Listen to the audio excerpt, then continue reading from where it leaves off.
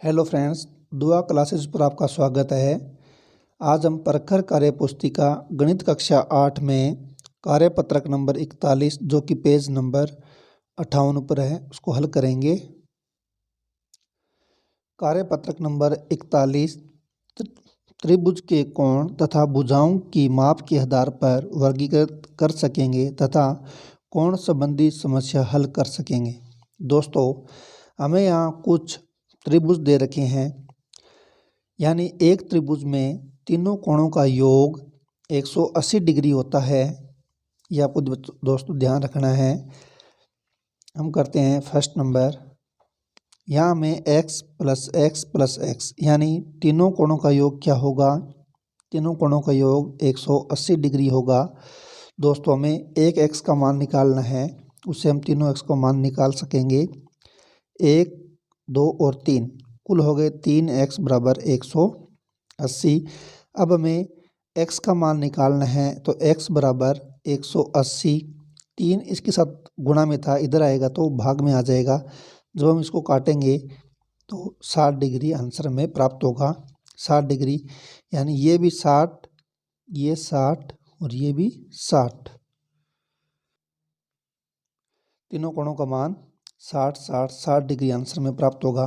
दोस्तों, नेक्स्ट है, हमें x का मान निकालना है, यानी इन दोनों के योग के बराबर, इन दोनों के योग के बराबर इस कोण का मान होगा। जो ये बाहर का जो कोण है इसका मान होगा 70 प्लस 50 यानी 120।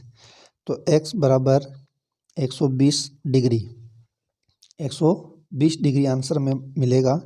ये बाह्य कोण जो है दोस्तों, हम ऐसे भी निकाल सकते हैं। यदि एक त्रिभुज में तीनों कोणों का योग 180 डिग्री होता है, उसमें से हमें 120 डिग्री मान दे रखा है, तो शेष बच गया 60 डिग्री। यदि ये 60 डिग्री है तो ये दोनों कोण आसन कोण कहलाएंगे। ये दोनों कोण आसन कोण, इन दोनों का योग होगा 180 डिग्री। 180 में से 60 घटाएंगे तो 120 डिग्री में आंसर प्राप्त होगा। आप किसी भी प्रकार हल कर सकते हैं। दोस्तों, नेक्स्ट है, हमें एक समकोण दे रखा है, यानी समकोण यानी इस कोण का मान 90 डिग्री, इस कोण का मान 90 डिग्री। तो दोस्तों, x प्लस 2x प्लस इस कोण का मान 90 डिग्री बराबर होता है 180 डिग्री। यानी एक त्रिभुज में तीनों कोणों का योग 180 डिग्री होता है। 2x और एक x 3x प्लस 90 बराबर 180। हमें मान निकालना है x का, तो x बराबर 180 में से 90 घटाएंगे तो 90। 3 ये दोस्तों 3 गुणा में है, इधर आएगा तो भाग में जाएगा। जब हम इसको काटेंगे तो 30 डिग्री आएगा, यानी ये 30 डिग्री है और ये x का मान 30 को 2 से गुणा करेंगे तो 60।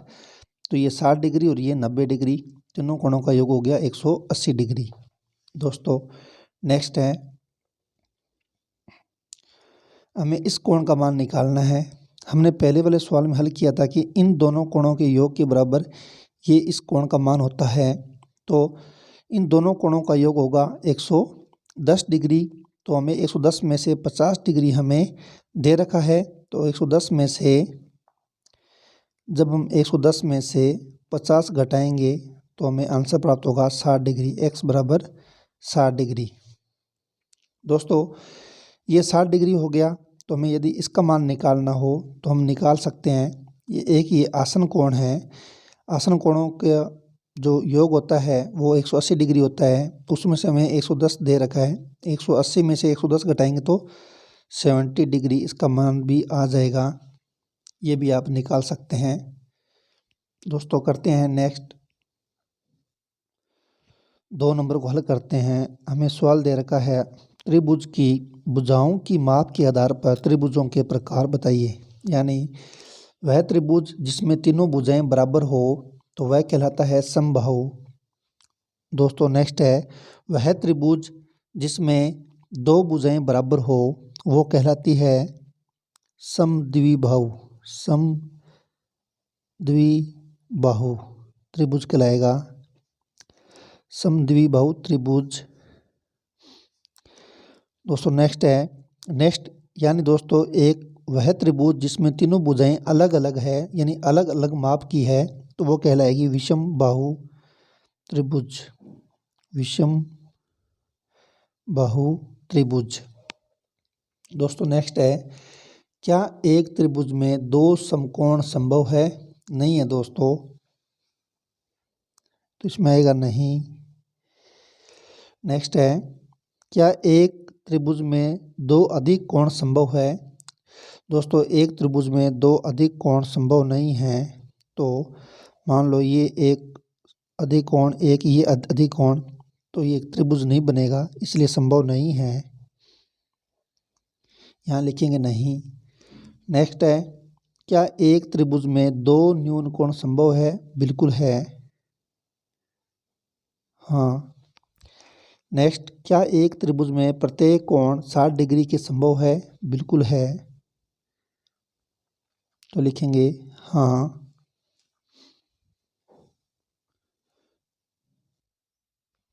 नेक्स्ट हल करते हैं, त्रिभुज के कोणों की माप के आधार पर त्रिभुजों के प्रकार बताइए। यानी दोस्तों कोणों के माप के आधार पर एक होता है न्यून कोण,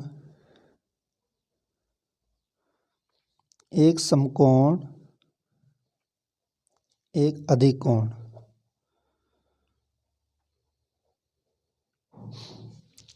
यानी जिसमें 90 डिग्री तक, 0 से लेकर 90 डिग्री तक कोणों का जो मान है तो वो न्यून कोण। वह त्रिभुज जिसमें एक समकोण या 90 डिग्री का है उसे समकोण त्रिभुज, और वह त्रिभुज जिसमें 90 डिग्री से अधिक जो कोण है तो वह अधिक कोण कहलाएगा। नेक्स्ट है, एक त्रिभुज की दो भुजाओं की माप 10 सेंटीमीटर तथा 14 सेंटीमीटर है तो तीसरी भुजा की माप क्या होगी? तो दोस्तों इसको समझना है, यानी किस माप से कम होनी चाहिए।